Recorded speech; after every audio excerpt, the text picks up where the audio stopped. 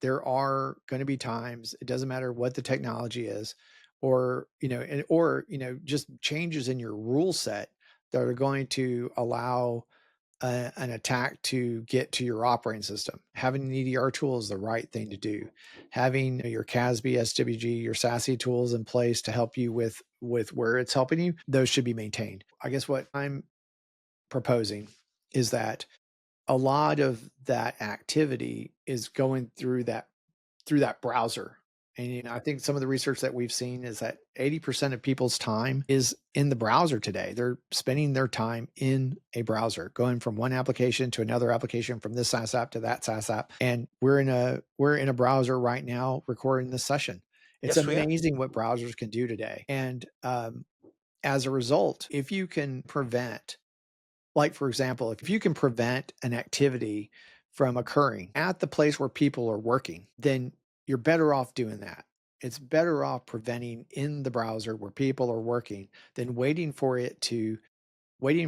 something to land on the disk in the case of an attack and you're worried about something into your corporate environment. However, like, your EDR tool isn't really going to help you with you copying and pasting from your, customer service app and you're pasting it into WhatsApp.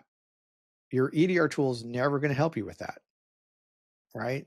But you do want your customer service agents to be able to work with customers wherever they are. If they're in WeChat or WhatsApp or this, that, or whatever, you want them to be able to communicate in those channels. How do you, as a cybersecurity practitioner, control that when it's all in a browser, right? And so that's important from a intellectual property protection perspective, but it's also important from a workability. Like, can you help the business operate at a higher level and more cleanly um, than lower price point than if you were going to build out an incredibly complex VDI environment so that you can work with a I contract would call answer, center. yeah, I mean, complexity equals cost, and if you can Yes. intercept at the source point, it makes all the sense in the world.